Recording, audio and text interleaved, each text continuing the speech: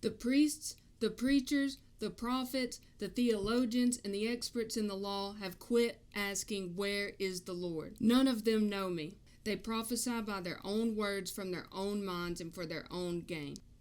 These are words from God's own mouth, from Jeremiah. The times then were looking a lot like it does now, man. These pastors that are out here condoning certain lifestyles and certain decisions and behaviors, like, dude, it's just mind-blowing to me because they're keeping people chained. You're leaving people broken and keeping them away from the true healing that is Jesus Christ, that He came to give. And it's just getting bigger and bigger, this progressive movement that's all about inclusiveness and all this. Inclusive as far as everybody should be welcome into the hospital, the church, because it is for the sick, it is for healing.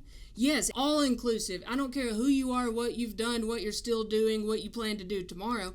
Every human being should be welcome in the house of the Lord. I can't stand how a lot of the Christian community really singles out the rainbow group. I'll say that so I don't get censored, because it's like, that's not worse than your pride.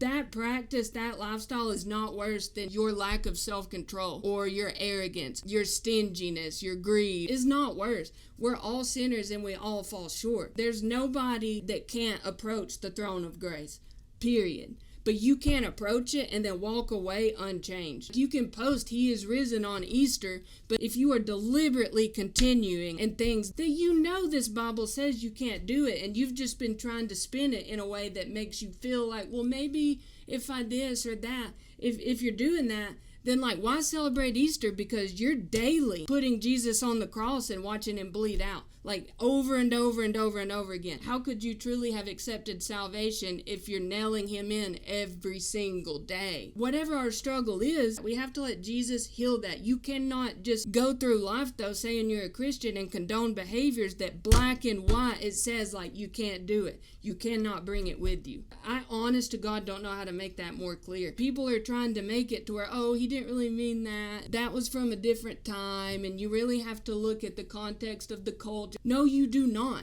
You have to read something one time in this Bible, and then it's the truth. It is a fact. Period. We all have a thorn in our side. We all have a weakness. We all have a struggle that it's not going to come natural to you to stop doing that. Like when Paul says, Jesus, this thorn in my side, what I want to do, I don't do, and I can't do what I need to do, and it is driving me insane. Please take this thorn from my side. Jesus says, no, my power is made perfect in your weakness. My grace is sufficient for you. That's it. It's a decision every day. But when you strip off your old self, you accept Jesus, and you decide to follow Him, your identity, as you knew it, is gone. All of that you have to set down at Jesus' feet in order to follow Him. You cannot take it with you.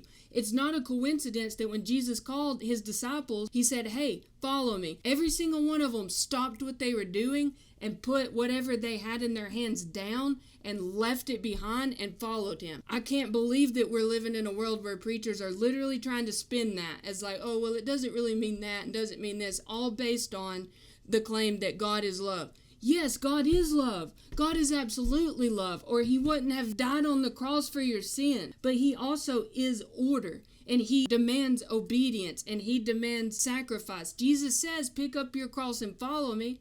You need to know the truth so that you're not deceived by these people, because they're literally just speaking out of their own minds for their own gain because they want money or fame or whatever it is. Then you're getting drug along with it, and you're not getting healed. And as culture keeps progressing, man, they're just ripping this Bible apart and making it say things that it does not say, and it's leading people astray. It's like sheep going to the slaughter, man. These pastors out here and these leaders, it is wild out here.